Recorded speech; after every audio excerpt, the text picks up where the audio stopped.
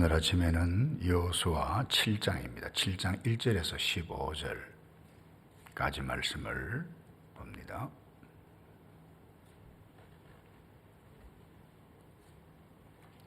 여호수아 7장 1절입니다.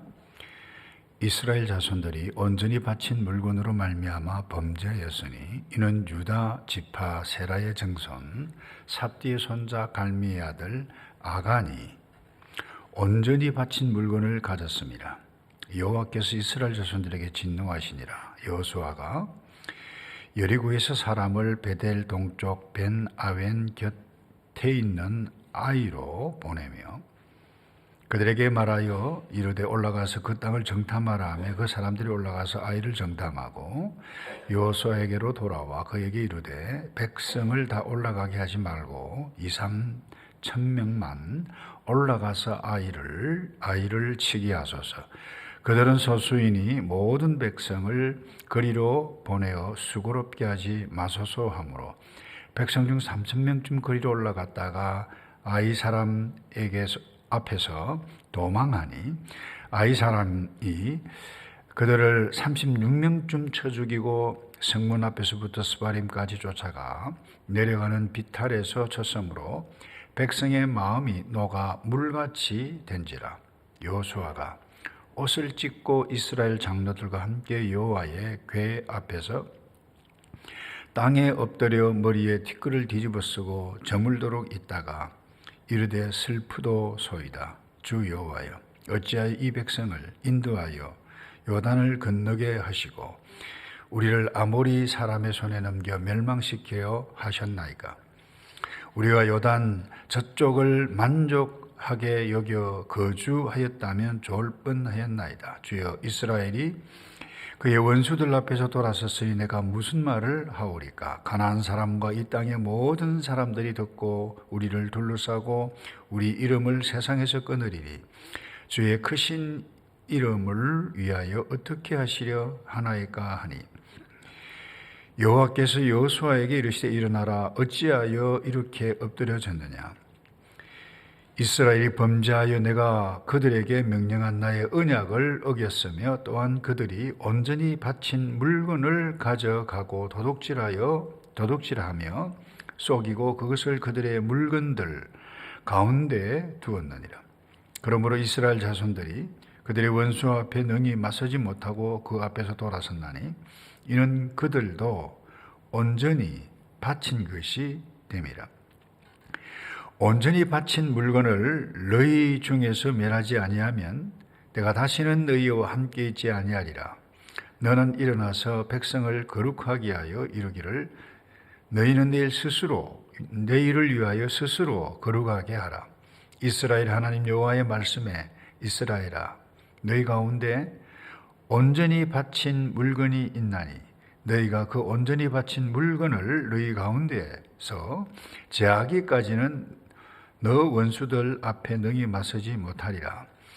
너희는 아침에 너희의 지파대로 가까이 나오라. 여호와께 뽑히는 그 지파는 그 족속대로 가까이 나올 것이요 여호와께 뽑히는 족속은 그 가족대로 가까이 나올 것이요 여호와께 뽑히는 그 가족은 그 남자들이 가까이 나올 것이며 온전히 바친 물건을 가진 자로 뽑힌 자를 불사르되 그와 그의 모든 소유를 그리하라. 이는 여호와의 언약을 어기고 이스라엘 가운데서 망령된 일을 행하였음이라 하셨다 하라.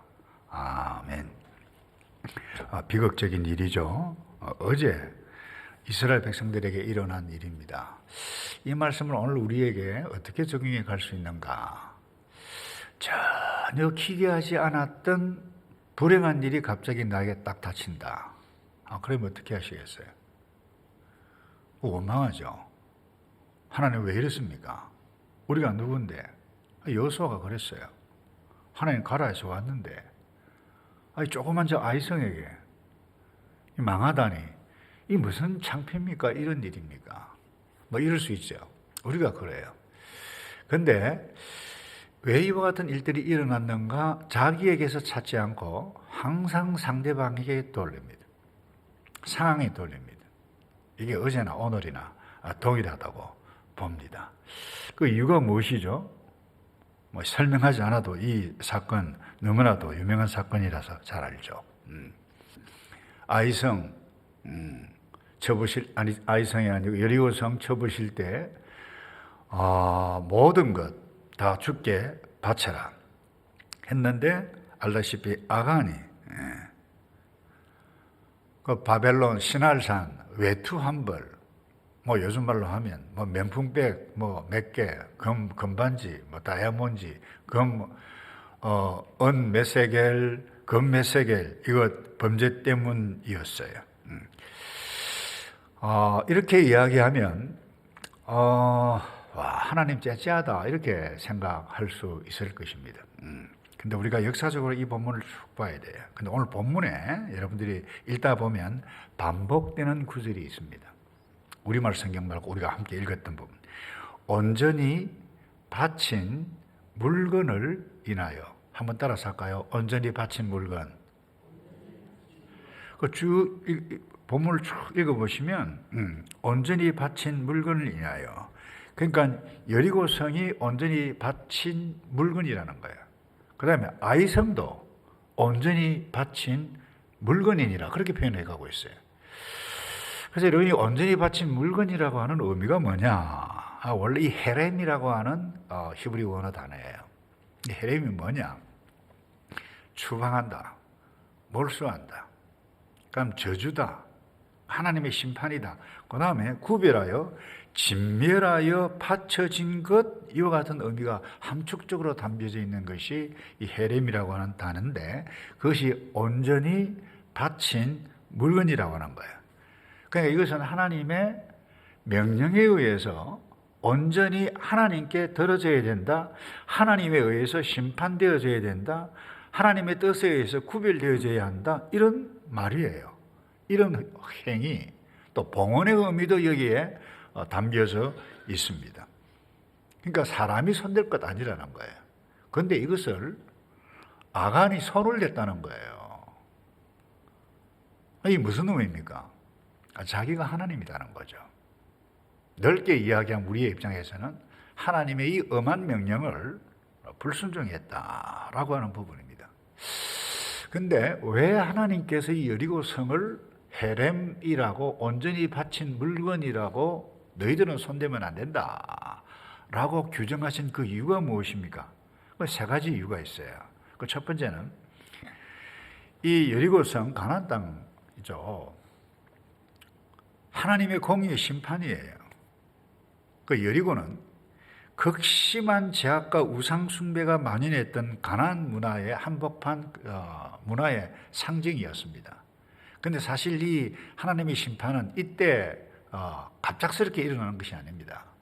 여러분들이 집에 돌아가셔서 창세기 15장 16절을 보시면 아브라함과 언약을 맺을 때에 그런 표현이 있어요. 아모리의 범죄가 극에 달하지 않았다, 기다렸다는 거예요. 그때부터 뭐예요? 이 가나안은 하나님의 심판의 대상이었는데 그 아브라함이 약속합니다. 너 3, 4대 이후에 다시 이 땅에 돌아오리라. 그러니까 이 여리고성, 가나안 땅, 이것은 그때부터 하나님께서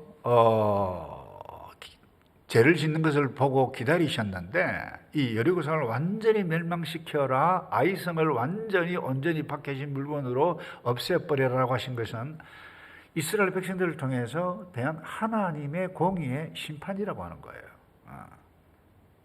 손대면 안 된다는 거예요. 저주라는 거예요. 그럼 또 하나, 전쟁을 치르는데 첫 성이에요. 그래서 첫 열매로서의 봉헌한다라고 하는 의미가 있어요. 그러니까 이스라엘 백성들이 그러냐, 무엇이든지 첫 열매, 첫 수확을 난다, 그 하나님 거. 하나님께 온전히 바쳐 드리라는 거예요. 11조도 그런 의미가 있죠. 그런데 이와 같은 것들에 손을 댔다, 심각한 것이죠. 또 하나 다른 의미는 영적인 순결, 그리고 이 거룩의 시작이라고 하는 의미가 있습니다. 그래서 이 헤렘이라고 하는 이 명령은 좀 전에도 말씀드렸습니다만 이스라엘이 가나안 타락의 문화 우상 숭배에 물들지 않도록 완전히 하나님 신분에서 없어지는데 새롭게 영적으로 순결을 지켜서 시작한다라고 하는 이와 같은 의미 있는데 이 영적 순결을 지키기 위해서 뭐예요? 거룩한 전쟁을 지금 하고 있는데 이 아간이 온전히 바쳐진 물건에 손을 댔다. 심각한 이야기인 거죠. 근데 이걸 모른다는 거예요. 근데 우리가 갑자기 불행이 온다. 이건 모르고, 자기 잘못은 모르죠. 왜 갑자기 일어났는가, 우리는. 제가 다시 읽습니다. 오늘 본문 1절에 보면 이런 말씀이 있습니다. 이스라엘 자손이 온전히 바친 물건으로 말미암아 범죄하였으니 이는 유다 지파 세라의 증손 삽디의 손자 갈미의 아들 아간이. 그다음 또 표현이 있어요. 온전히 바친 물건이 헤렘을 가져서는 안 될 것. 여러분 오늘 이 헤렘에 손을 댔다라고 하는 의미가 무엇입니까? 제가 이미 말씀드렸어요. 하나님의 엄한 명령을 어겼을 뿐만 아니라 그 하나님께 바쳐진 것인데 그걸 내가 손을 댔다. 내가 하나님의 위치에 아간이 행했다라고 하는 부분입니다. 이 엄청난 잘못이죠. 그래서 우리가 그럴 수 있어요. 이 하나님의 명령을 무시하게 되어지면 나의 욕심 따라 아이고 이거 뭐 조그만 건데 이거 하나쯤이야 뭐 어때 하고 지나갈 수 있어요.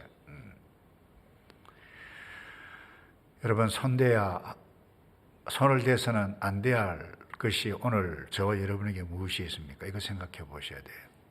제가 헤렘의 3가지 의미를 말씀드렸습니다. 하나님의 것인데 내가 가로채는 것, 그건 무엇인가? 또 하나, 이 영적인 도덕적인 순결의 시작의 의미가 있다고 그랬는데 이게 뭔가? 좀 함축적으로 이야기하면 그래요. 하나님의 뜻을 거슬리는 모든 것이라고 해도 좋아요. 다시 말해서 우리가 하나님의 백성으로 이 땅에서 하나님의 백성으로 살아가야 하는데 거룩함을 방해하는 모든 내적인 외적인 요소 다 포함해 있다고 해도 좋을 것입니다. 단호하게 끊어야 할 것이라는 거야. 없애버려야 할 것이라는 겁니다. 이 가정에 부부 사이에 문제가 나타났어요. 근데 전부 다 배우자에게만 삿대질하는 거예요. 자기에게 무엇이 잘못이 일어났다 생각 안 합니다. 그러니 이혼합니다. 사이에 부부 사이에도 갈등이 일어나요. 자기는 잘못이 없대요.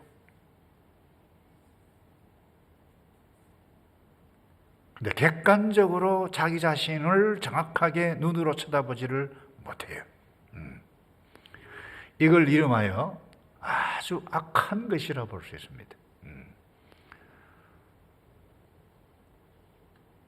좀 더 개인적으로 적용하자면 하나님의 뜻을 거슬리게 하는 것들이 무엇이냐? 어떤 사람은 혈기일 수 있어요.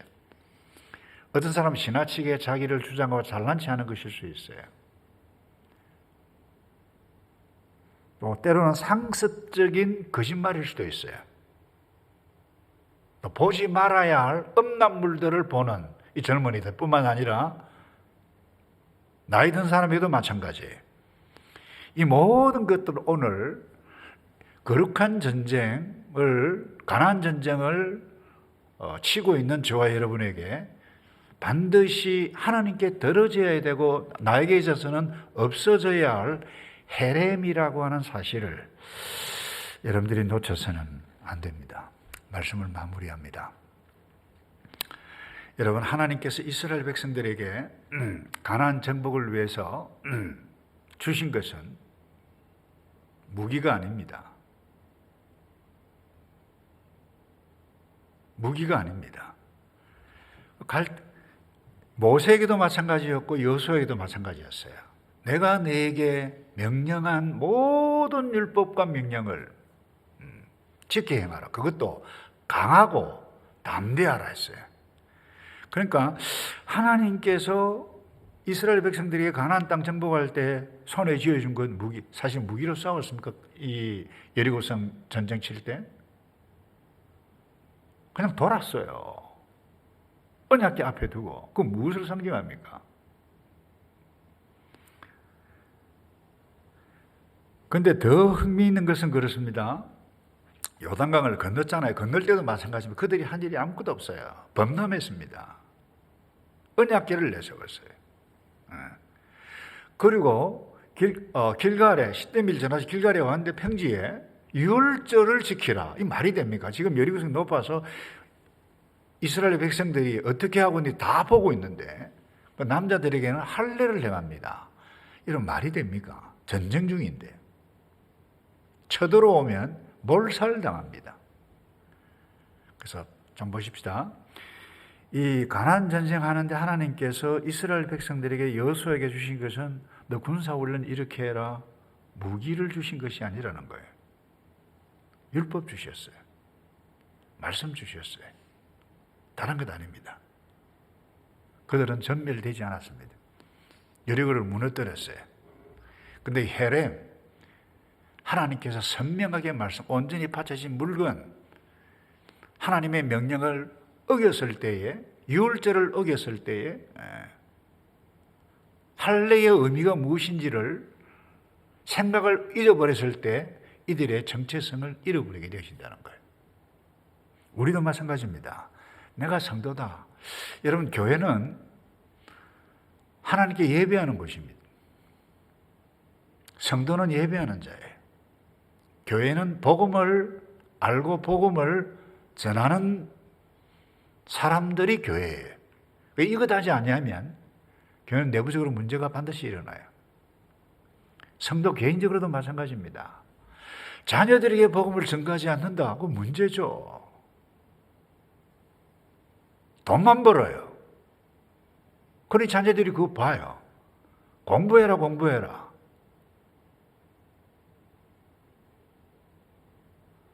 그러니 의사는 되고 변호사는 되고 잘 나가는데 부모는 모르는 거예요. 하나님 몰라요. 그래서 오늘 우리가 해야 할 부분은 다른데 멀리 있지 않습니다. 하나님께서 그들에게 주신 것은 무기 대신에 율법을 주셨어요. 하나님의 백성들에게 주신 것은 다른 것 없어요. 구원입니다. 말씀에 의한, 복음에 의한 구원이에요. 이거 붙잡고 교회가, 성도인 우리가 여기에 집중하지 아니하면 우리가 아가 될 수 있다는 거예요. 말씀을 맺습니다. 내가 하고 싶은 대로 했던 아간이 되면 나도 망하고 우리 자녀도 망하고, 아간 집 보세요. 완전히 망해버렸어요. 공동체도 망합니다. 그래서 나의 이기심을 몰아내고 하나님 앞에 다시 서서 이들이 그래서 막 야단법석을 피웠을 때에 하나님께서 다시 하나님 앞에 다시 섰을 때에 하나님께서 말씀해 주셨는데, 우리가 시험 당할 때 하나님 말씀 앞에 다시 서서 내가 잘못한 건 무엇인가 생각하며 하나님 앞에 회복을 누려가고 멋지게 살아가는 저와 여러분 되기를 주님의 이름으로 축복합니다.